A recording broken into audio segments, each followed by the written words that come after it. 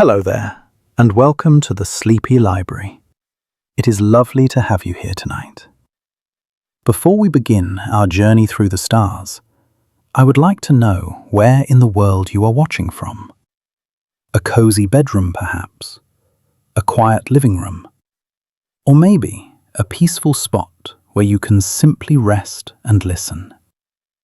Wherever you are, I hope you are comfortable, safe, and ready to learn about one of humanity's most amazing achievements. If you enjoy these gentle explorations of science and would like to hear more, a like and subscribe really helps this sleepy little channel continue. And to those already subscribed, thank you. Your support means more than you know. Tonight, we are going to explore something truly special. We are going to discover how spacecraft travel through space. How do these amazing machines move through the emptiness between worlds? How do they find their way to distant planets? How do they keep talking to us when they are millions of miles away? These are wonderful questions, and the answers are filled with beauty and clever thinking. So, settle in, get comfortable, and let us begin this gentle journey together. When you look up at the night sky, you see stars twinkling like tiny diamonds scattered across dark velvet. Between those stars, between the planets, between everything you can see, there is space. Space is not quite empty, but it is very, very close to empty.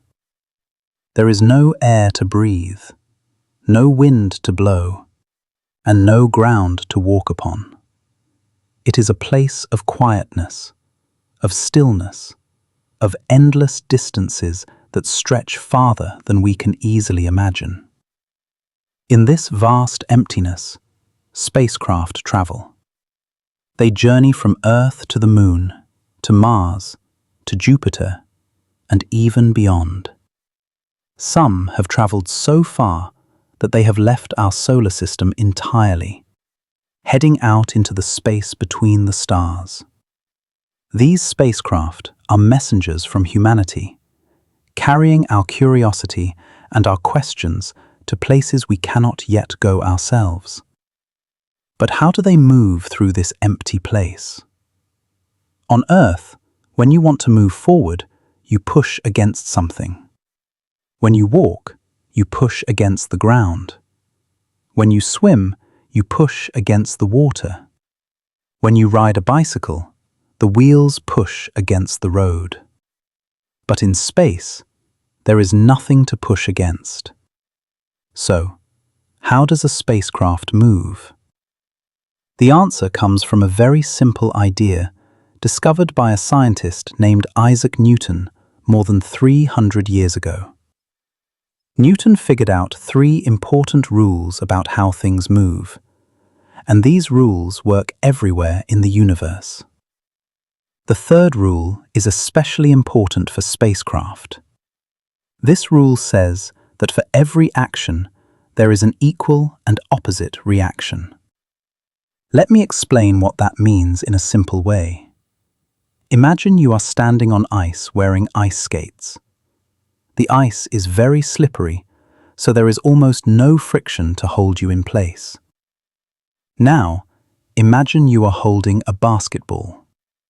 If you throw the basketball forward as hard as you can, what happens to you? You start sliding backward. Basketball goes one way, and you go the other way. You push the basketball forward, and the basketball pushed you backward with the same amount of force. That is Newton's third rule in action. A rocket engine works exactly the same way. Inside a rocket, fuel burns very hot and creates gas.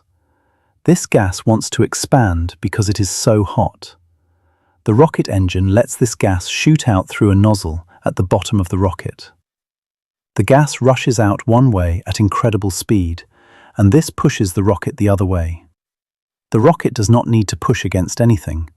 It simply throws gas out the back and moves forward because of Newton's rule. This is called rocket propulsion, and it is the main way that spacecraft get moving. The spacecraft carries fuel inside special tanks. When the crew or the computer wants the spacecraft to move, they burn this fuel. The burning creates hot gas that shoots out through the rocket engines, and the spacecraft moves in the opposite direction. The beautiful thing about this method is that it works perfectly in space. In fact, it works better in space than it does on Earth. On Earth, when a rocket launches, it has to fight against gravity pulling it down and air pushing against it. But in space, there is almost no air and much less gravity. So once a spacecraft gets to space, moving around becomes much easier. Different spacecraft use different kinds of fuel. The huge rockets that launch from Earth and push spacecraft into space usually use chemical fuel. This fuel contains a lot of energy packed into a small space. When the fuel burns, it creates an enormous amount of hot gas very quickly. This gives the rocket the tremendous push it needs to escape Earth's gravity and reach space.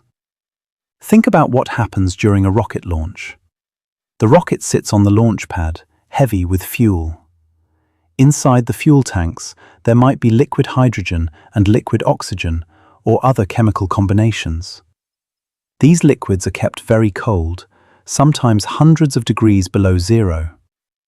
When the engines ignite, these chemicals mix together and react in a powerful way. The reaction creates temperatures of thousands of degrees. The hot gas wants to expand rapidly, and the only way out is through the bottom of the rocket. As the gas rushes out, the rocket begins to lift. At first, the movement is slow because the rocket is so heavy. Most of the rocket's weight is fuel. In fact, a rocket might be 90% fuel and only 10% everything else. This means the spacecraft itself, with all its instruments and computers and systems, is just a tiny fraction of what launches from Earth. As the rocket climbs higher and higher, it burns through fuel at an incredible rate. The engines might be consuming thousands of pounds of fuel every second, and as the fuel is used up, the rocket becomes lighter. Remember Newton's second law. The same force will cause more acceleration when the mass is smaller. So as the rocket gets lighter, accelerates faster and faster, even though the engines are producing the same amount of thrust. Eventually, the rocket reaches space. Different parts of the launch vehicle separate and fall away. These parts have done their job of lifting the spacecraft out of Earth's thick atmosphere and away from Earth's strong gravity. What remains is the spacecraft itself, now free to begin its journey. But once a spacecraft is already in space, it often uses smaller thrusters to make adjustments. These thrusters might use less powerful fuel, but they are perfect for making small changes to direction or speed. Some spacecraft have dozens of these small thrusters pointing in different directions. By firing different combinations of thrusters, the spacecraft can turn left or right, speed up or slow down, or spin around to point its instruments at something interesting. These small thrusters work on the same principle as the large engines, but on a much smaller scale. They might burn hydrazine, a chemical that can ignite on its own when it contacts another chemical called nitrogen tetroxide. This makes the thruster reliable and simple. There are no spark plugs needed, no complex ignition systems. The two chemicals touch, they react, hot gas forms, and the gas shoots out, pushing the spacecraft. The spacecraft's computer controls when each thruster fires. If the spacecraft needs to rotate to point a camera at something interesting, the computer fires thrusters on one side. If it needs to stop rotating, it fires thrusters on the opposite side. If it needs to speed up or slow down, it fires thrusters pointing forward or backward. Every motion in space requires careful planning and precise execution. Some modern spacecraft use a very clever kind of engine called an ion thruster. these engines are quite different from regular rocket engines. Instead of burning chemical fuel to create hot gas, ion thrusters use electricity to push out individual atoms of gas. The atoms are given an electric charge, which means they become ions. Then, powerful electric fields push these ions out of the engine at incredibly high speeds. The process is fascinating when you understand how it works. The ion thruster starts with xenon gas stored in a tank. Xenon is a special gas. It is heavier than most gases, which makes it useful for propulsion. It does not react with other chemicals, so it is safe to store for years. And when its atoms are turned into ions, they can be pushed very efficiently. Inside the ion thruster, there is a chamber where xenon gas flows in. Electrons are shot into this chamber at high speeds. When an electron hits a xenon atom, it knocks one of the atom's electrons loose. The xenon atom, now missing an electron, becomes positively charged. It is now an ion instead of a neutral atom. These positively charged ions are attracted to negatively charged grids at the back of the thruster. The electric field between the grids is very strong, pulling the ions with tremendous force. The ions accelerate through the grids and shoot out into space at speeds of more than 60,000 miles per hour. This is much faster than the gas from a chemical rocket, which typically exits at about 10,000 miles per hour. But here is the interesting part. Even though the ions are moving incredibly fast, there are not very many of them leaving the thruster at any given moment. So the total force, the thrust, is quite small. It feels about as strong as holding 3/4 in your hand. You might think such a tiny force would be useless, but in space, even a tiny force, applied continuously for months or years, can create enormous changes in speed. Imagine pushing a shopping cart with just one finger. On Earth, with friction and gravity, this would be difficult. But in space, with no friction and very little gravity, even a gentle push will start the cart moving. And if you keep pushing, even gently, the cart will go faster and faster. There is nothing to slow it down. So all of the energy from your pushing goes into increasing the cart's speed. This is how ion thrusters work. They push gently but relentlessly, and over time, the spacecraft gains tremendous speed. The amazing thing about ion thrusters is how efficient they are. They use fuel very, very slowly. A regular chemical rocket might burn through tons of fuel in just a few minutes. But an ion thruster uses so little fuel that it can run for months or even years without running out. The thrust, or pushing force, from an ion thruster is very gentle. If you held one in your hand, it would feel about as strong as holding 3 or 4/4. That does not sound like much, and it is not much. But remember, in space, there is no air to slow things down. So even a tiny push, if it keeps pushing for a long time, can eventually make a spacecraft go very fast. The Dawn spacecraft, which explored 2 large asteroids named Vesta and Ceres, used ion thrusters as its main engines.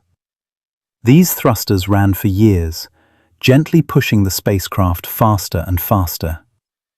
By the time Dawn reached its destinations, it had gained as much speed as if it had used much larger chemical rockets. But it used only a tiny fraction of the fuel. This made the mission possible because the spacecraft did not have to carry enormous fuel tanks. Ion thrusters use a special gas called xenon as their fuel. Xenon is a heavy gas that does not react with other chemicals, so it is safe to store. The ion thruster takes xenon atoms, strips away electrons to turn them into ions, then shoots these ions out at speeds of tens of thousands of miles per hour. At the back of the thruster, a device called a neutralizer adds electrons back to the ions so they become normal atoms again. This prevents the spacecraft from building up an electric charge. The gentle blue glow you sometimes see in pictures of ion thrusters comes from the xenon gas being ionized. It is a beautiful sight, like a small piece of lightning frozen in time, quietly pushing the spacecraft forward through the darkness. But moving through space is not just about pushing yourself forward.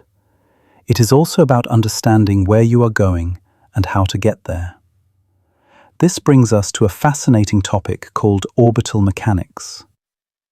Orbital mechanics is the science of how objects move through space when gravity is pulling on them. When a spacecraft is in orbit around Earth, it is actually falling toward Earth all the time. But it is also moving sideways so fast that as it falls, Earth's surface curves away beneath it. So the spacecraft keeps falling but never hits the ground. It just keeps going around and around. This is what an orbit is. It is a careful balance between falling towards something and moving sideways fast enough to keep missing it. Think about throwing a ball. If you throw it gently, it curves down and hits the ground nearby. If you throw it harder, it goes farther before hitting the ground. Now, imagine you could throw it so hard that by the time it would normally hit the ground has curved away because Earth is round. The ball would just keep falling around the curve of Earth, never hitting the ground. That is an orbit. The speed needed to orbit Earth depends on how high up you are. Close to Earth's surface, you need to move at about 17,500 miles per hour to stay in orbit. Higher up, where gravity is weaker, you can orbit at slower speeds. The Moon, for instance, is much farther away than satellites that orbit close to Earth. The Moon orbits Earth at only about 2,300 miles per hour. It is moving slower, but it is so far away that this slower speed is enough to balance Earth's weaker gravity at that distance. Different orbits have different properties. Some orbits are circular, going around Earth at a constant distance. Others are elliptical, shaped like stretched circles. In an elliptical orbit, the spacecraft sometimes comes closer to Earth and sometimes goes farther away. When it is closer, gravity pulls harder and the spacecraft moves faster. When it is farther away, gravity pulls more gently and the spacecraft moves slower. There is a special orbit called a geostationary orbit. Satellites in this orbit circle Earth once every 24 hours, which is exactly how long it takes Earth to rotate once. From Earth's surface, these satellites appear to stay in one spot in the sky. This makes them perfect for communications and weather monitoring. Television signals can be beamed up to a geostationary satellite, and the satellite can beam them back down to a large area of Earth. Because the satellite is always in the same spot in the sky, dishes on Earth can point at it without needing to move. The mathematics of orbital mechanics can become very complex, but the basic ideas are beautiful in their simplicity. Everything comes down to two forces: gravity pulling objects together and the object's motion, trying to carry them in straight lines. When these two forces balance perfectly, you get an orbit. The International Space Station orbits Earth at about 17,500 miles per hour. At that speed, it circles the entire planet every 90 minutes.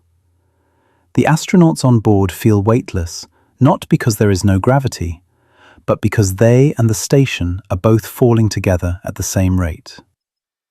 Everything inside is falling at the same speed, so nothing pushes against anything else. That is why astronauts float. Imagine you are in an elevator and the cable breaks. As you fall, you would feel weightless for a moment because you and the elevator are falling together. The astronauts on the space station feel this way all the time. They are always falling toward Earth, but they are moving sideways fast enough that they keep missing Earth. They fall around, and this continuous falling is what we call being in orbit. Understanding orbits is crucial for spacecraft navigation. Engineers must calculate orbits precisely. If a spacecraft is going too fast for its altitude, it will fly away into a higher orbit, or even escape into deep space. If it is going too slow, it will drop into a lower orbit and might eventually fall into the atmosphere and burn up. Every change in speed affects the orbit, and every change in orbit affects the speed.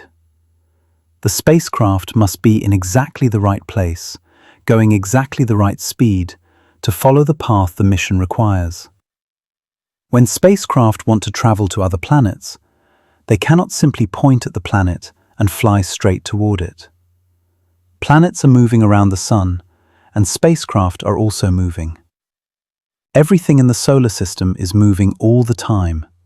So, getting from Earth to another planet is like trying to throw a ball to someone who is running past you.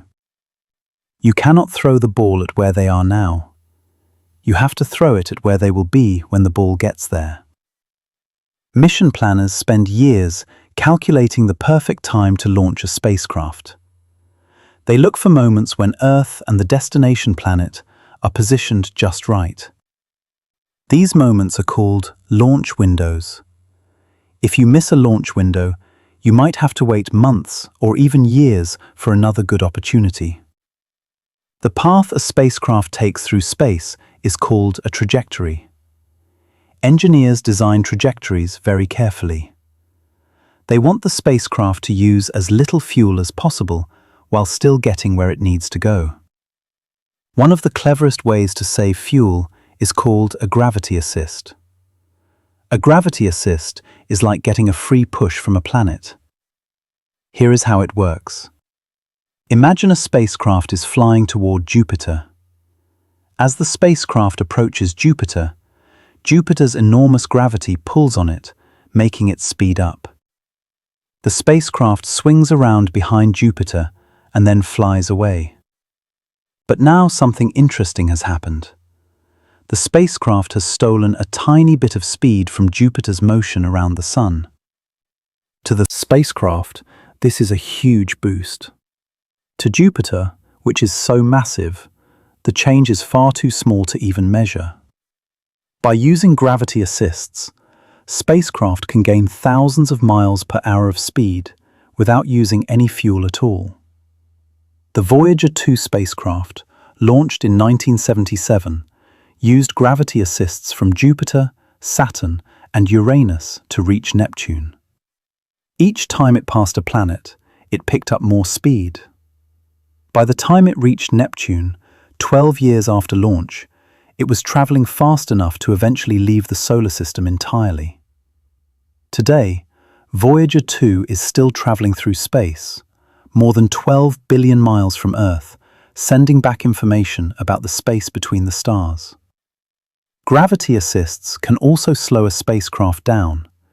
If a spacecraft approaches a planet from the front instead of from behind, the interaction with the planet's gravity will steal speed from the spacecraft instead of adding speed. This technique was used by several missions to Mercury, which is very close to the Sun.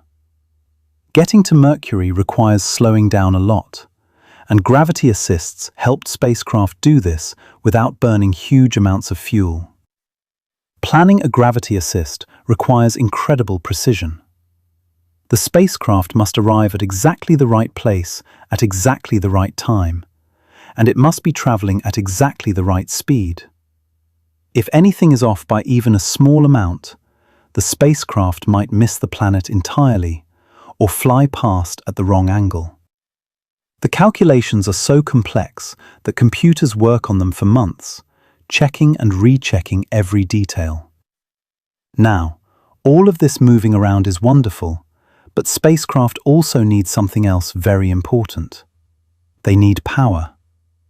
Without power, a spacecraft cannot operate its instruments, cannot control where it is pointing, and cannot talk to Earth. So where does a spacecraft get power when it is millions of miles from home? Most spacecraft that stay relatively close to the Sun use solar panels. These are large, flat panels covered with special cells that turn sunlight into electricity. When sunlight hits the cells, electrons inside them start moving, and this movement creates electric current. The spacecraft stores this electricity in batteries and uses it to run all of its systems. Solar panels are wonderful for spacecraft near Earth or traveling to Mars. The sunlight is strong enough in these regions to make plenty of electricity. Some spacecraft have enormous solar panels. The Juno spacecraft, which orbits Jupiter, has 3 solar panels that are each 30 feet long. Together, they create enough power to run all of Juno's instruments, even though Jupiter is 5 times farther from the Sun than Earth is, and the sunlight there is much weaker. But there is a limit to how far solar panels can work. The farther you get from the Sun, the dimmer the sunlight becomes. By the time you reach Saturn, the sunlight is about 100 times dimmer than it is at Earth. Beyond Saturn, solar panels become much less useful. They would need to be so enormous that they would be difficult to build and launch. For missions to the outer solar system, spacecraft often use a different kind of power source called a radioisotope thermoelectric generator, or RTG for short. An RTG is a device that uses the heat from radioactive material to make electricity. The radioactive material slowly breaks down over many years, and as it breaks down, it releases heat. Special devices inside the RTG turn this heat into electricity. RTGs are very reliable. They have no moving parts, so there is very little that can break. They work day and night, whether the spacecraft is in sunlight or shadow. They keep working for decades. The Voyager spacecraft, launched in 1977, are still running on RTG power today, more than 45 years later. The radioactive material in an RTG does not burn or explode. It simply sits there, getting warm, slowly turning its energy into heat over many years. The heat is gentle and steady. It does not get hotter or cooler based on the spacecraft's distance from the Sun or anything else. This makes RTGs perfect for long missions to cold, dark places. Some spacecraft use their RTG heat for more than just electricity. The warmth radiates outward from the RTG, and engineers design the spacecraft to use this warmth to keep sensitive equipment from getting too cold. In the frozen darkness of the outer solar system, this gentle warmth is precious. Space is a place of extremes when it comes to temperature. In direct sunlight, without any atmosphere to filter the sun's rays, temperatures can climb to hundreds of degrees. In shadow, far from the sun, temperatures can drop to hundreds of degrees below zero. A spacecraft must deal with both extremes, sometimes at the same time. Think about a spacecraft orbiting Earth. One side faces the sun and gets very hot. The other side faces away into the cold darkness of space and gets very cold. As the spacecraft orbits, different parts rotate into sunlight and then into shadow.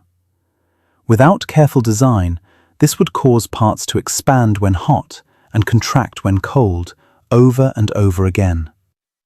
This constant expansion and contraction could damage sensitive instruments or cause parts to crack. Engineers solve this problem with thermal control systems. These systems help keep the spacecraft at a stable temperature. Some spacecraft have radiators, which are like metal panels that can release heat into space. When the spacecraft gets too warm, it points these radiators away from the sun so they can radiate heat away. Other spacecraft use heaters that turn on when temperatures drop too low. Many spacecraft are wrapped in special blankets made of shiny material. These thermal blankets reflect sunlight to keep the spacecraft from getting too hot, and they trap heat inside to keep it from getting too cold. You might have seen pictures of spacecraft that look like they are wrapped in gold or silver foil. That foil is not just for looks. It is an essential part of keeping the spacecraft at the right temperature. Some instruments need to be kept very cold to work properly. Infrared cameras, for instance, detect heat from distant objects. But if the camera itself is warm, its own heat will overwhelm the faint heat signals from space. So these cameras are equipped with cooling systems. Some use special refrigerators that actively cool the instruments. Others use a block of solid hydrogen or another frozen substance that slowly evaporates, absorbing heat as it does so. The James Webb Space Telescope, launched in 2021, uses an enormous sunshield the size of a tennis court. This sunshield has 5 layers, each one reflecting sunlight and heat. The side facing the sun can get as hot as an oven, about 230 degrees. But the side facing away from the sun, where the telescope's sensitive instruments are located, stays incredibly cold, about 400 degrees below zero. This extreme cold is necessary for the telescope to see the faint infrared light from the most distant galaxies. Managing heat is just as important as managing power. A spacecraft can have all the electricity it needs, but if its components overheat or freeze, the mission will fail. So engineers spend a great deal of time designing thermal systems, testing them, and making sure they will work throughout the mission. Batteries are also very important for spacecraft. Even spacecraft with solar panels need batteries to store energy for times when the panels are not in sunlight. When a spacecraft passes into Earth's shadow, its solar panels stop producing electricity. The batteries provide power during these dark periods, which can last for an hour or more. Modern spacecraft batteries are often made with lithium ions, similar to the batteries in laptops and phones, but much more advanced. Spacecraft batteries must work in extreme temperatures, must last for years, and must be completely reliable. Engineers test these batteries over and over to make sure they will keep working no matter what happens. All of these systems, from the engines to the solar panels to the computers, work together to keep a spacecraft operating. But there is still one more crucial system we need to discuss. That system is how spacecraft communicate with Earth. Imagine you are standing on a beach at night, and far out at sea, beyond the horizon, there is a ship. The ship has a flashlight, and it is trying to send you a message by flashing the light on and off. Even if the flashlight is very bright, by the time its light travels all the way to you, it is incredibly faint. You might not be able to see it at all. But if you have a very large mirror to gather that light and a very sensitive eye to detect it, you might be able to read the message. This is very similar to how spacecraft communicate with Earth. Instead of light, they use radio waves. Radio waves are a form of invisible light with very long wavelengths. They travel at the speed of light, which is 186,000 miles per second. Even at this incredible speed, radio signals take time to travel through space. A signal from the Moon takes about 1.5 seconds to reach Earth. A signal from Mars can take anywhere from 4 to 24 minutes, depending on where Mars is in its orbit. A signal from Voyager 1, which is now more than 14 billion miles away, takes more than 22 hours to arrive. This means that when engineers send a command to Voyager 1, they will not know if the spacecraft received it for almost 2 full days. Spacecraft have antennas to send and receive these radio signals. The antenna must be pointed very precisely at Earth. If it is pointed even slightly in the wrong direction, the signal might miss Earth entirely and just keep traveling out into space forever. To keep the antenna pointed correctly, spacecraft have systems that know which way Earth is and can slowly rotate the spacecraft to keep the antenna aimed in the right direction. On Earth, we have enormous antennas to catch these faint signals from space. The Deep Space Network is a collection of giant antennas located in 3 places around the world: California, Spain, and Australia. These locations are spread out so that as Earth rotates, at least one of them can always see any spacecraft that is trying to communicate. The antennas are spread around the globe like watchful eyes, always listening. The biggest antennas in the Deep Space Network are 70 meters wide. That is about 2/3 the length of a football field. These enormous dishes can detect signals from spacecraft that are billions of miles away. The signals are so weak that if you try to power a nightlight with the energy in these signals, the nightlight would not even flicker. But the antennas are so sensitive, and the receivers are so carefully designed, that they can still pick up the messages.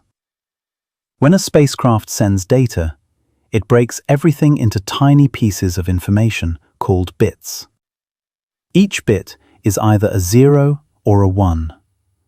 By stringing together millions of these zeros and ones in the right order, the spacecraft can send pictures, measurements from its instruments, information about how its systems are working, and much more. The Deep Space Network antennas catch these bits, and computers put them back together into pictures and data that scientists can study. The process of turning information into bits and back again is remarkable. Imagine a photograph from Mars. The camera on the rover takes the picture, capturing the colors and brightness of the Martian rocks and sky. This image is divided into thousands of tiny squares called pixels. Each pixel has a number for how red it is, how green it is, and how blue it is. These numbers are converted into bits, into streams of zeros and ones. The spacecraft then sends these bits as radio waves. It does this by changing the radio wave slightly, either its frequency, or its amplitude, or its phase, to represent the zeros and ones. The pattern of changes carries the information, like Morse code, but much faster and more complex. The radio waves travel through space at the speed of light. When the Deep Space Network antenna receives the signal, computers decode the patterns. They read the zeros and ones, group them back into numbers, and use those numbers to recreate the image pixel by pixel. What appears on the screen is the same image the camera captured on Mars, reconstructed from a radio signal that traveled millions of miles through space. This process requires incredible precision. The radio signal is extremely weak by the time it reaches Earth. If you could somehow collect all the energy from a spacecraft's signal hitting the entire Earth for an entire day, it would barely be enough to power a nightlight for a fraction of a second. Yet, the Deep Space Network antennas can pick out this faint whisper and decode it correctly.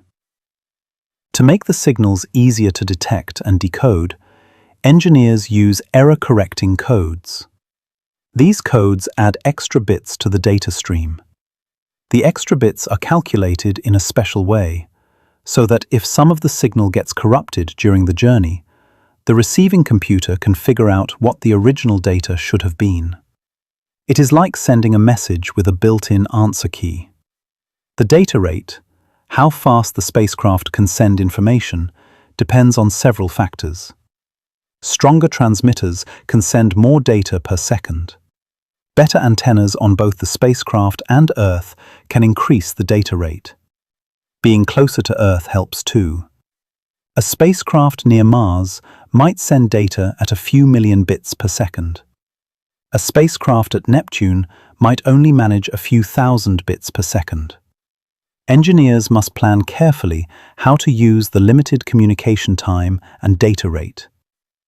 They prioritize the most important information. Critical data about the spacecraft's health is sent frequently. Science data is sent when there is time. Sometimes, spacecraft store data in their onboard memory for days or weeks before transmitting it to Earth when a good communication window is available. Some missions use a technique called data compression.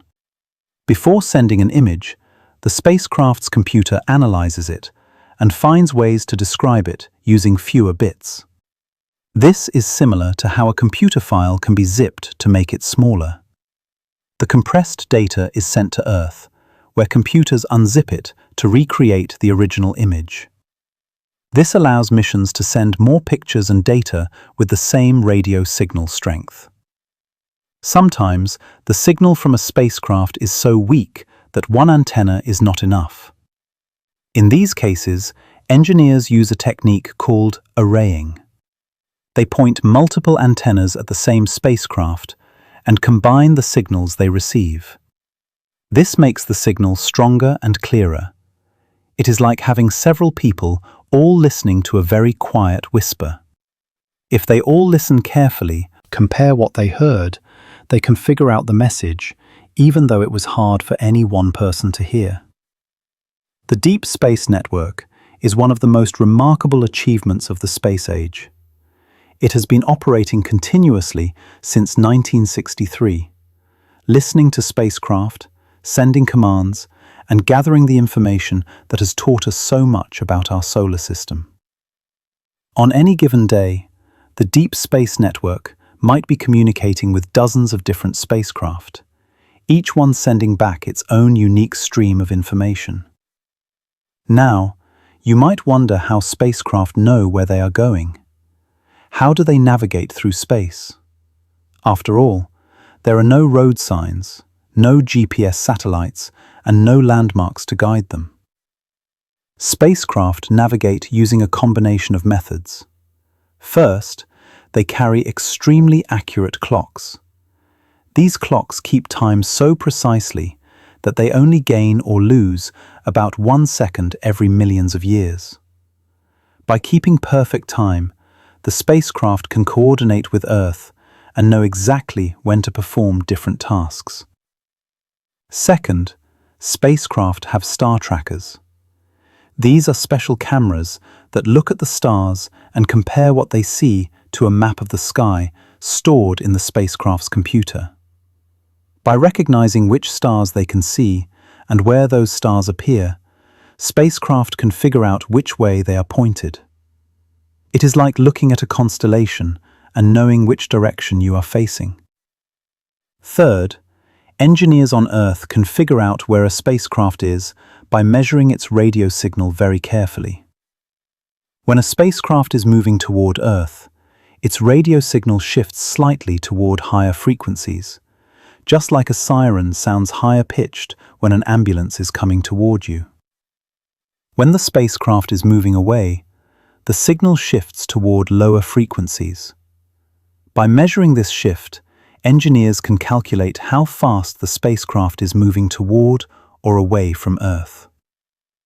By combining all of this information, timing when the spacecraft passes behind planets, watching how the spacecraft's motion is affected by gravity, and tracking the spacecraft's position over many days and weeks, engineers can figure out the spacecraft's location with incredible accuracy. They can know where a spacecraft is to within a few feet, even when that spacecraft is hundreds of millions of miles away. Sometimes, spacecraft need to correct their path. Space is not quite as empty as we might think. There are tiny particles floating around, gentle pushes from sunlight, small tugs from the gravity of passing asteroids, and other subtle forces. Over time, these forces can nudge a spacecraft off course. So, mission controllers calculate small corrections and send commands to the spacecraft to fire its thrusters for a few seconds or minutes, gently pushing it back onto the right path. These corrections are called trajectory correction maneuvers. Making these corrections requires careful planning. Engineers must calculate exactly which thrusters to fire, how long to fire them, and when to fire them. If they get it wrong, they might push the spacecraft farther off course instead of back onto course. So they check their calculations many times before sending the commands. Spacecraft are designed to be very smart and independent. They have computers on board that can make decisions without waiting for instructions from Earth. This is important because radio signals take so long to travel through space. If something goes wrong and the spacecraft needs to react quickly, it cannot wait for Earth to tell it what to do. For example, if a spacecraft detects that its power is running low, it might automatically shut down less important systems to save energy for the vital systems. If it detects that it is spinning too fast, it might fire thrusters to slow the spin. If one of its instruments breaks, it might switch to a backup instrument without being told. The computer systems on spacecraft are designed to be extremely reliable. They are tested over and over on Earth before launch. Engineers think about everything that could possibly go wrong and program the spacecraft to handle each problem. Even so, unexpected things do happen, and sometimes mission controllers on Earth have to work very hard to solve problems and keep a spacecraft working. One famous example is the Voyager 2 spacecraft. In 1977, Voyager 2 was launched to visit Jupiter, Saturn, Uranus, and Neptune. It was supposed to use a backup radio receiver, but that receiver failed early in the mission. Engineers had to figure out how to use the primary receiver in a new way to keep the spacecraft working.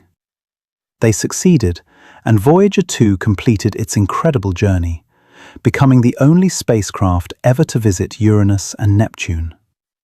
The story of Voyager 2 is one of persistence and clever problem-solving. When the backup receiver failed, many people worried the mission might be ruined.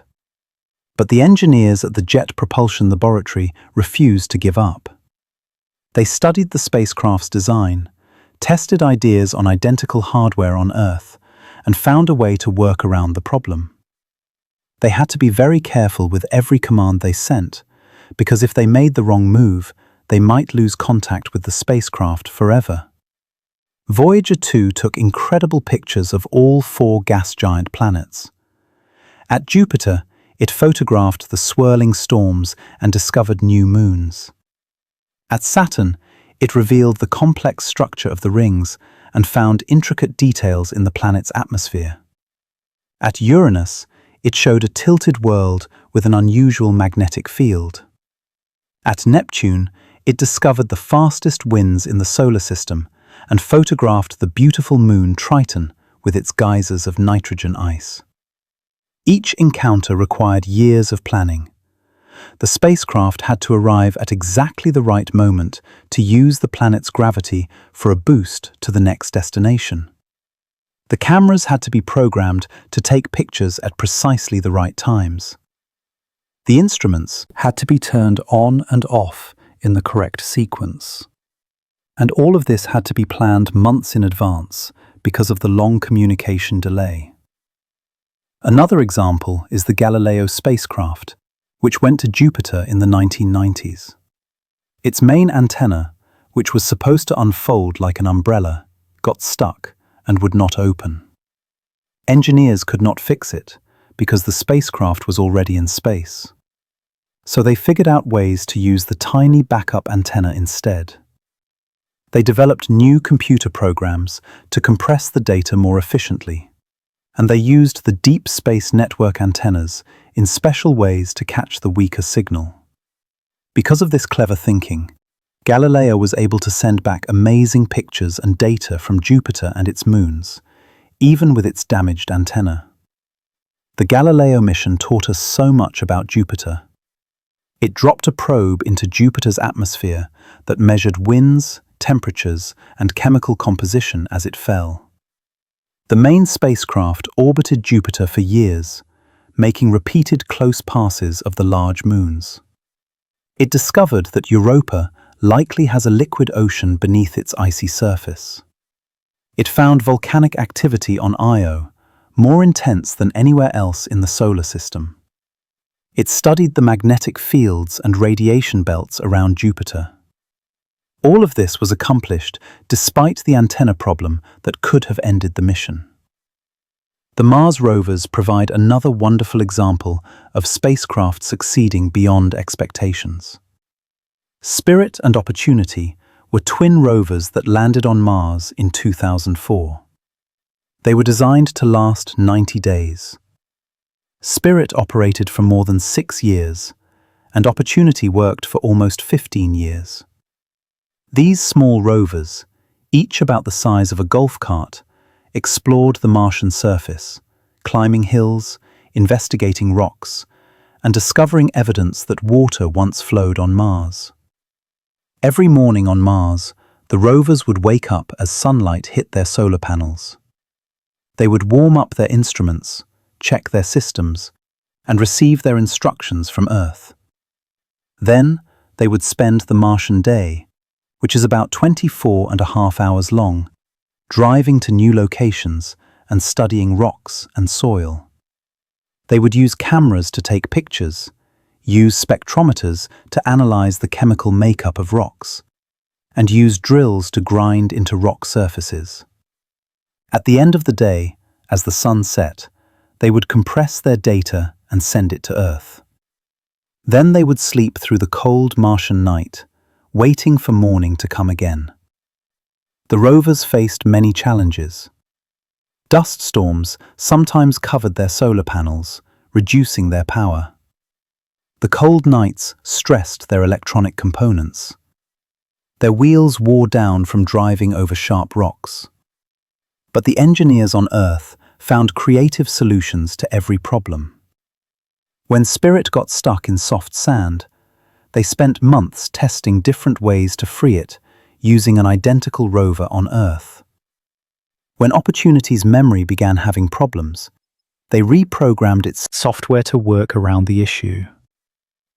These stories remind us that exploring space is difficult and full of challenges, but human cleverness and determination can overcome many problems. Every spacecraft that successfully reaches its destination represents years of work by thousands of people, all working together to achieve something extraordinary. There is something deeply beautiful about the whole process of spacecraft travel. A spacecraft is a tiny object, no bigger than a car or a house, traveling through distances so vast that light itself takes hours or years to cross them. It carries instruments built by human hands, computers programmed by human minds, and messages from human hearts. It ventures into places no human has ever been, sending back pictures and information that expand our understanding of the universe. When you think about it, the whole solar system is in motion. Earth spins on its axis once every 24 hours. Earth orbits the Sun once every 365 days. The Sun itself is moving through the galaxy. The galaxy is moving through space. Everything is always moving, always changing, always dancing through the cosmic ballet. Spacecraft join this dance.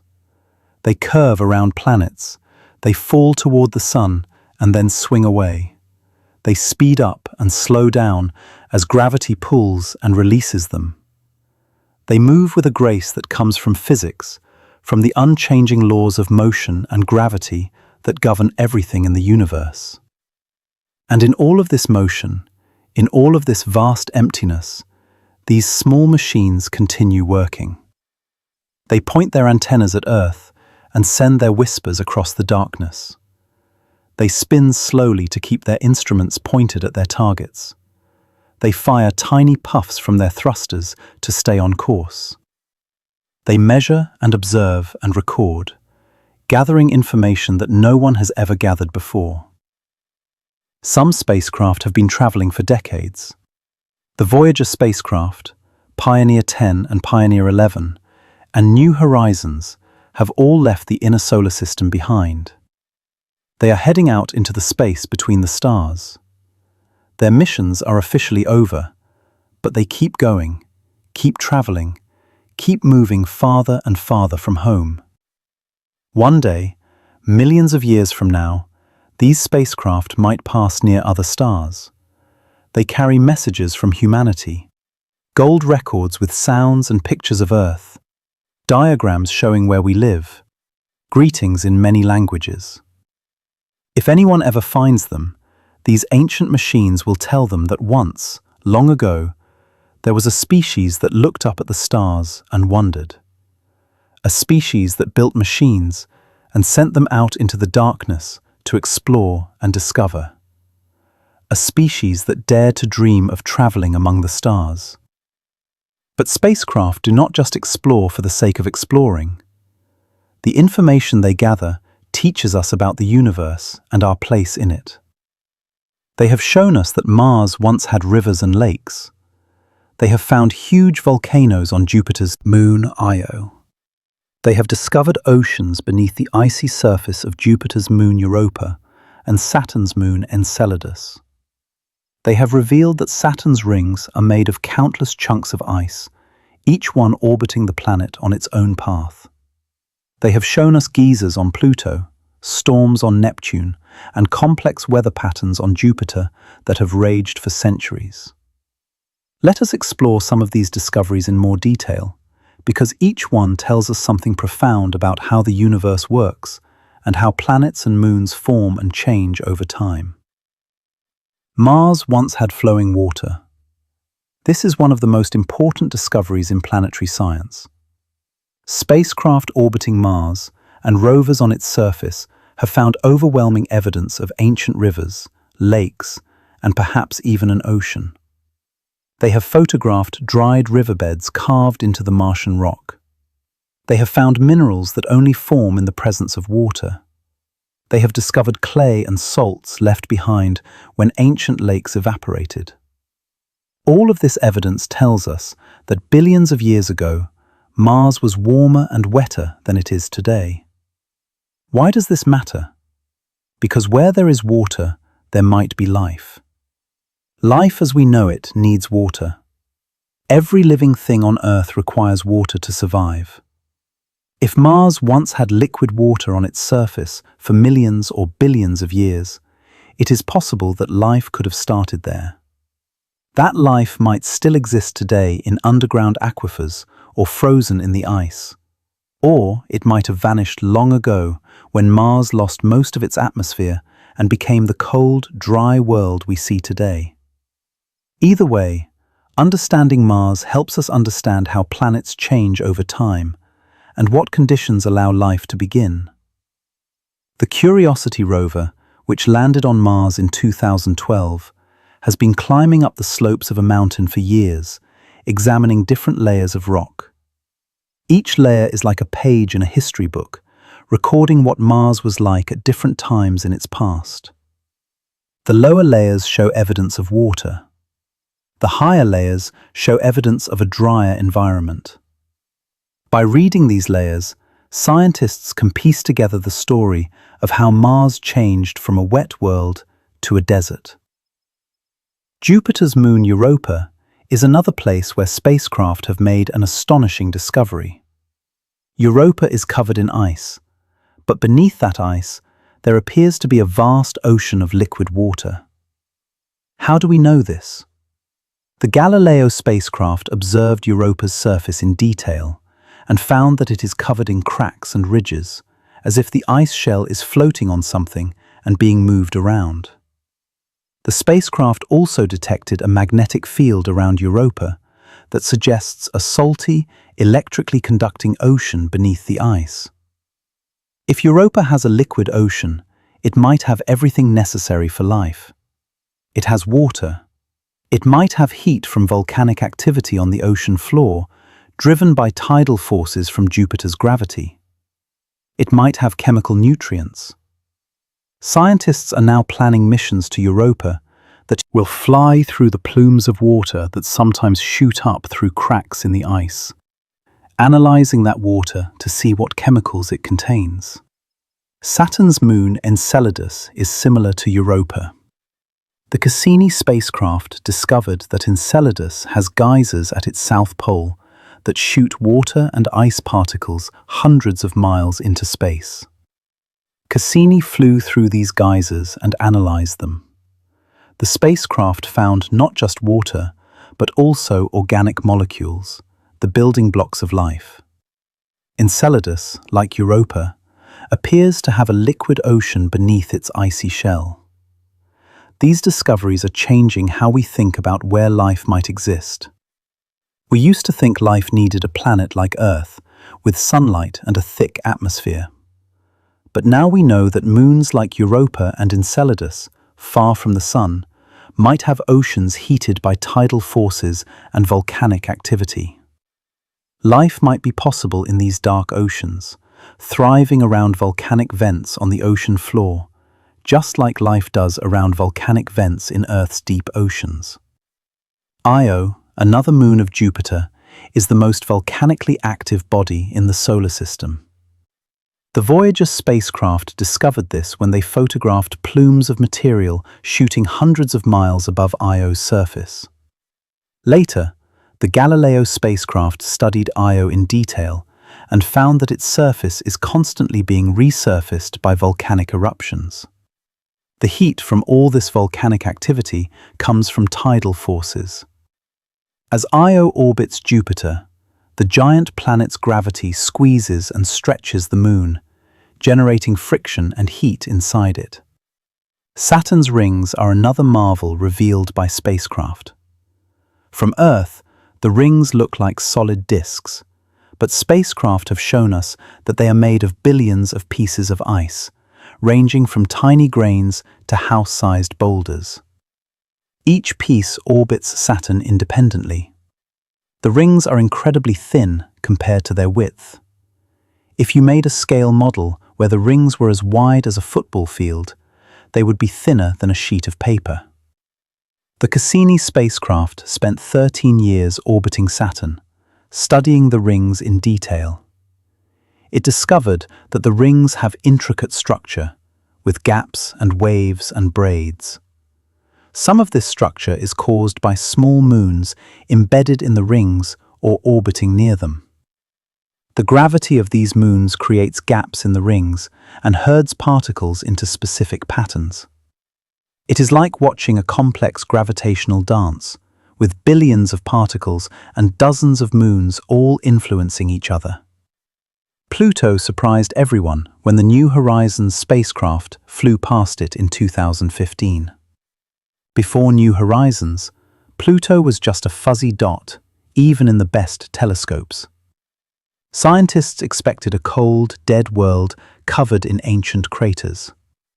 Instead, New Horizons revealed a geologically active world with mountains made of water ice as hard as rock, plains of frozen nitrogen, and possible ice volcanoes. Some parts of Pluto's surface appeared to be very young, with few craters, suggesting that something was renewing the surface recently. Pluto also has a thin atmosphere that is slowly escaping into space. When the sun shines on frozen nitrogen on Pluto's surface, some of it evaporates and becomes gas. This gas forms a temporary atmosphere. But Pluto is so small and its gravity is so weak that much of this gas escapes, streaming away into space. New Horizons photographed this escaping atmosphere, showing it as a faint haze around the planet. Neptune has the fastest winds in the solar system. When Voyager 2 flew past Neptune in 1989, it discovered storms and winds reaching 700 miles per hour. This was surprising because Neptune is so far from the Sun that it receives very little solar energy. Scientists are still trying to understand what drives such powerful winds on such a cold world. Jupiter's Great Red Spot is a storm that has been raging for at least 300 years, possibly much longer. It is so large that 3 Earths could fit inside it. Spacecraft have watched this storm change over the years, shrinking and changing color. The Juno spacecraft, currently orbiting Jupiter, is studying the storm in detail, measuring how deep it extends into Jupiter's atmosphere and what drives its incredible longevity. Every mission brings new surprises. Scientists make predictions about what spacecraft will find, but the universe always has a few unexpected things waiting. A moon that no one knew was there. A strange pattern in the rocks that suggests something mysterious happened long ago. A geyser shooting water into space. A mountain taller than anything on Earth. Each discovery raises new questions and invites us to look deeper and think harder. The knowledge gained from spacecraft missions also helps us understand Earth better. By studying the atmospheres of Venus and Mars, we learn more about how Earth's atmosphere works and why it is so perfectly suited to life. By looking at the geology of other planets and moons, we understand Earth's geology more clearly. By watching how the Sun affects other planets, we learn how it affects Earth.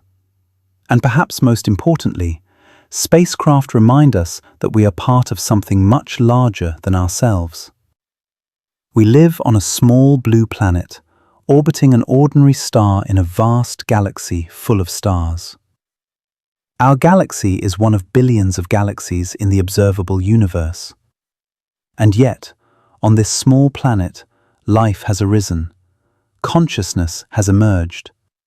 Beings have appeared who can look up at the sky, ask questions, build tools, and venture out to explore. There is something humbling and uplifting about that. Humbling because we are so small in comparison to the universe. Uplifting because we are capable of understanding it, at least a little bit. We can figure out the laws of physics, design spacecraft, send them across the solar system, and receive their messages.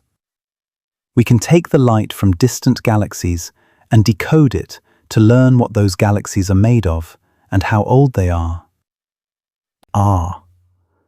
We can look at the universe and understand it, even though we are tiny specks on a tiny world in a tiny corner of a vast cosmos. The spacecraft traveling through space right now are messengers of human curiosity. They carry our questions to distant worlds. They extend our senses far beyond our bodies.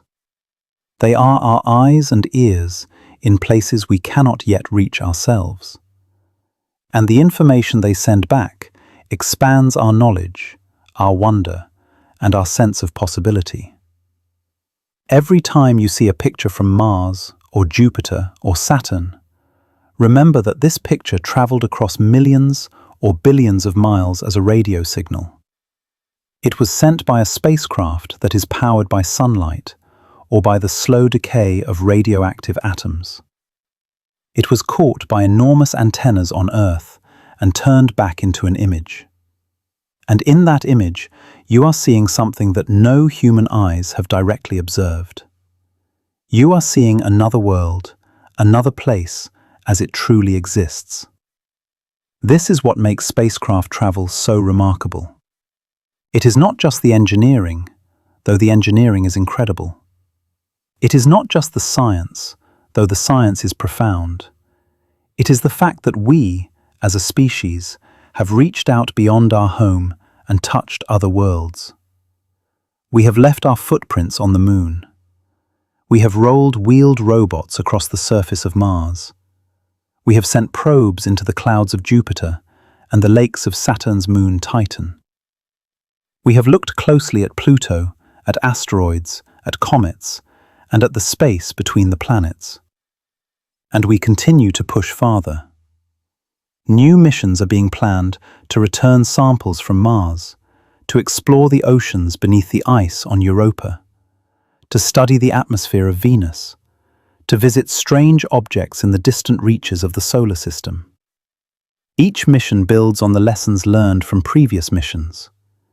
Each one ventures a little farther, tries something a little more ambitious, and teaches us something new. The Perseverance rover, which landed on Mars in 2021, is collecting samples of Martian rock and soil and storing them in sealed tubes. A future mission will go to Mars, collect these tubes, and bring them back to Earth. Scientists will then study these samples in laboratories with instruments far more sophisticated than anything we can send to Mars. They will look for signs of ancient life, analyze the minerals in detail, and learn about Mars's history in ways that are impossible from millions of miles away. The Europa Clipper mission is being prepared to orbit Jupiter and make dozens of close flybys of Europa. It will carry instruments to study the ice shell, measure the depth of the ocean beneath, and analyze any water plumes that erupt from the surface.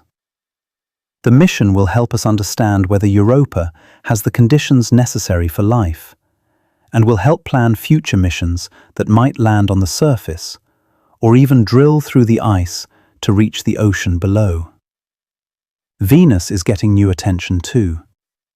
For decades, Venus was neglected because it is so hostile. The surface temperature is hot enough to melt lead. The atmospheric pressure is 90 times stronger than Earth's. Thick clouds of sulfuric acid obscure the surface. But Venus is about the same size as Earth, and it probably started out very similar to Earth. Understanding why Venus became so different from Earth will help us understand how planets evolve and what makes a planet habitable. New missions to Venus will study its atmosphere in detail, map its surface using radar that can penetrate the clouds, and perhaps even land on the surface long enough to take some measurements. Engineers are developing new technologies that can survive the extreme heat and pressure long enough to accomplish these goals.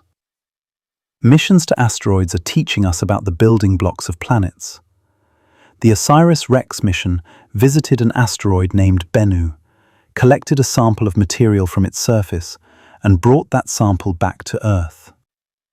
Scientists are now studying this sample, which contains material that has been unchanged since the solar system formed 4.5 billion years ago. It is like having a time capsule from the birth of the planets.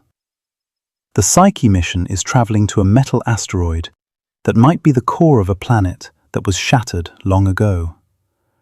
By studying this asteroid, scientists hope to learn about the cores of planets, which are impossible to study directly because they are buried beneath thousands of miles of rock.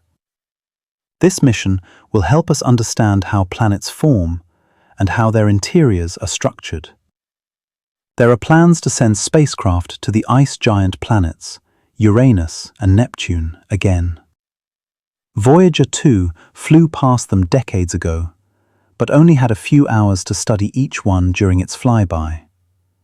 A mission that orbits these planets could study them for years, exploring their atmospheres, their magnetic fields, their rings, and their moons in far greater detail. Such missions would help us understand these cold, distant worlds and the many fascinating moons that orbit them. Missions to the outer solar system take a long time. A spacecraft might take 7 or 10 or 12 years just to reach its destination. Then it might operate for another 5 or 10 years. From the time a mission is first proposed to the time it finishes sending back data, 20 or 30 years might pass. This means that scientists who work on these missions dedicate large parts of their careers to a single spacecraft. Graduate students who help design instruments might be professors by the time those instruments are sending back data. Children who watch a spacecraft launch might have children of their own by the time the mission ends. This long-term dedication is part of what makes space exploration special. It requires patience, persistence, and a willingness to work toward goals that might not be achieved for decades. It requires cooperation between people from different countries, different generations, and different fields of study. Engineers, scientists, technicians, programmers, managers, and many others must all work together, sometimes for their entire careers, to make a single mission successful. The spacecraft traveling through space right now will keep traveling for years or decades to come.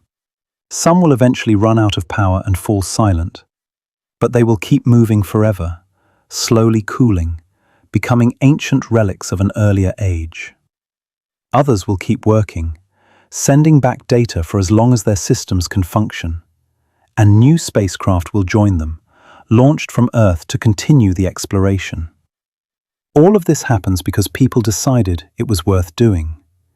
Engineers and scientists and technicians and programmers and managers and many others work together to make these missions happen. They solve problems, overcome challenges, and achieve things that once seemed impossible. And when a spacecraft successfully reaches its destination, when it sends back pictures and data, when it accomplishes its mission, they feel pride and joy and wonder, just like the rest of us do when we see what has been discovered. Behind every spacecraft is a team of dedicated individuals who pour their hearts into making exploration possible. There are engineers who spend years designing a single instrument, making sure it will work perfectly in the harsh conditions of space. There are programmers who write hundreds of thousands of lines of computer code, checking and rechecking to make sure there are no errors that could cause problems years later. There are technicians who assemble the spacecraft by hand, wearing special clean suits to make sure no dust or contaminants get on the sensitive equipment. There are scientists who propose experiments and design observations, thinking carefully about what questions to ask and how to answer them. There are mission planners who calculate trajectories and figure out when to fire thrusters and when to turn on instruments. There are communicators who explain the mission to the public, helping everyone understand what is being done and why it matters. When a spacecraft launches, all of these people gather to watch. Some have worked on the project for 10 or 15 years. They have seen it go from an idea on paper to a real machine sitting on top of a rocket. They feel nervous and excited and proud all at the same time. If the launch succeeds, they celebrate. If something goes wrong, they work together to solve the problem. During the mission, teams of people monitor the spacecraft constantly. They watch its health, making sure all systems are working correctly. They send commands and receive data. When the spacecraft makes an important discovery or takes a spectacular picture, they are the first to see it. They analyze the data, write scientific papers, and share what they have learned with the world. These people are ordinary humans with extraordinary dedication. They have families and hobbies and everyday concerns, just like everyone else. But they have chosen to dedicate their professional lives to exploring space, to pushing the boundaries of human knowledge, to reaching out beyond our small world and touching the stars. Their work inspires others, especially young people who see what is possible and decide they want to be part of future explorations. Space exploration brings out the best in humanity. It requires international cooperation. The Deep Space Network has stations on 3 continents. The International Space Station is built and operated by space agencies from the United States, Russia, Europe, Japan, and Canada. Missions to Mars and beyond involve scientists and engineers from dozens of countries. Political differences might divide nations on Earth, but in space, we work together toward common goals. So tonight, as you prepare to rest, think about the spacecraft out there in the darkness. Think about Voyager 1 and Voyager 2, still traveling after 45 years, farther from home than anything humans have ever built. Think about the rovers on Mars, slowly rolling across red sand, studying rocks and taking pictures. Think about the spacecraft orbiting Jupiter and Saturn, watching their storms and studying their moons. Think about the space station orbiting Earth, where astronauts live and work and look down at our beautiful blue planet. All of these machines are out there right now, moving through space, following the laws of physics, using the power of sunlight or radioactive decay, communicating with Earth through radio waves, navigating by the stars, guided by the ingenuity and determination of people who dared to explore. They move because they push against gas flowing out of their engines. They navigate using precise clocks and star trackers and radio signals. They communicate using antennas pointed carefully at Earth.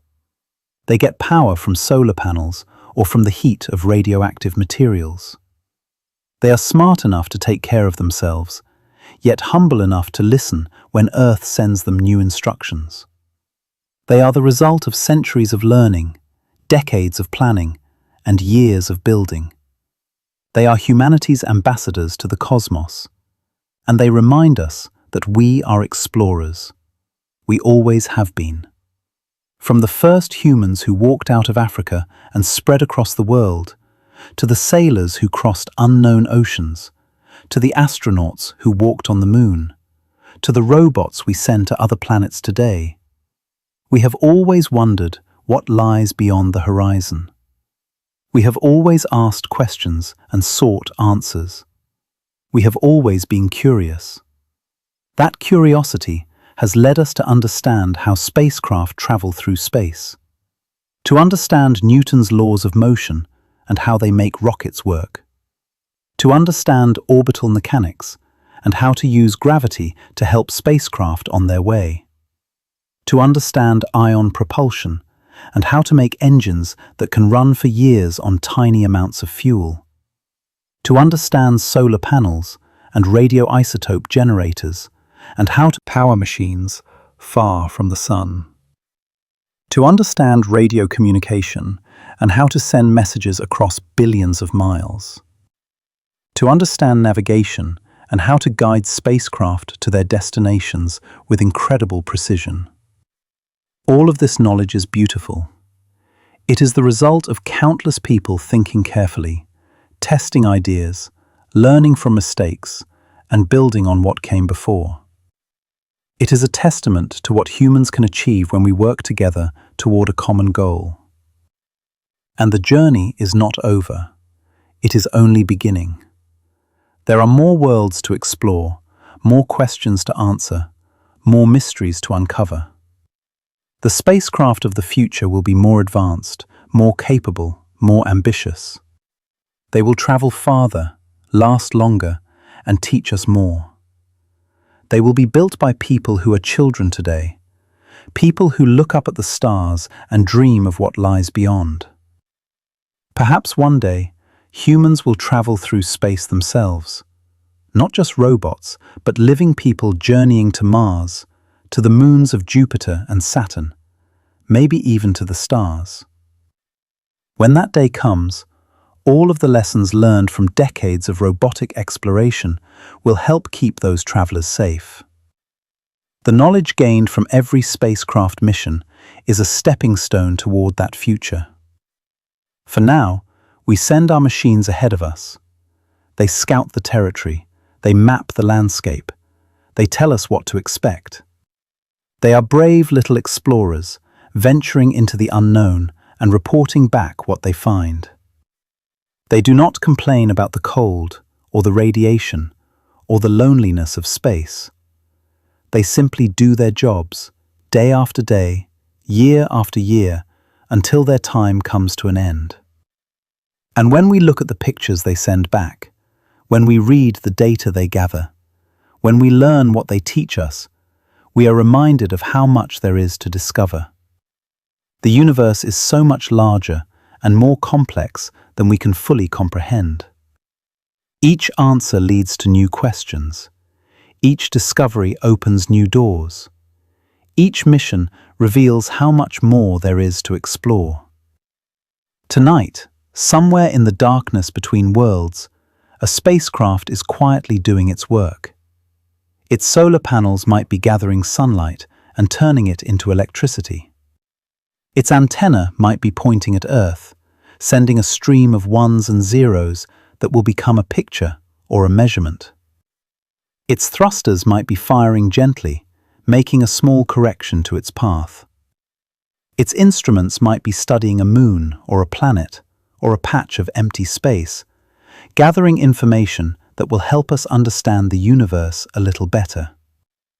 That spacecraft is traveling at thousands of miles per hour.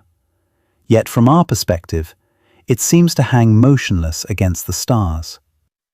It is both incredibly fast and incredibly patient. It moves according to laws that have existed since the beginning of time. Laws that govern everything from falling apples to orbiting planets to expanding galaxies.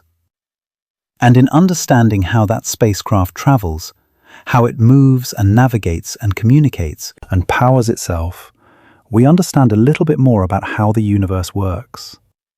We see the elegance of physics, the cleverness of engineering, and the persistence of human curiosity. We see ourselves reflected in that small machine traveling through the vast darkness, reaching out, exploring, learning, growing. So rest now and dream of spacecraft gliding through the starlight. Dream of them swinging around planets, stealing speed from gravity's gentle touch. Dream of their ion engines glowing blue in the blackness, pushing with patient persistence. Dream of their solar panels spread wide like wings, drinking in the distant sunlight. Dream of their antennas calling home across the empty miles, whispering their discoveries to those who wait and listen. You have learned something beautiful tonight. You have learned how humanity reaches beyond the sky and touches other worlds. You have learned how physics makes it possible, how engineering makes it real, and how curiosity makes it necessary. Tomorrow, the spacecraft will still be there, still traveling, still exploring. And tomorrow, if you wish, you can learn more about them, can follow their journeys, can celebrate their discoveries. But for now, it is time to rest. Close your eyes and know that you are part of a species that builds machines and sends them to the stars.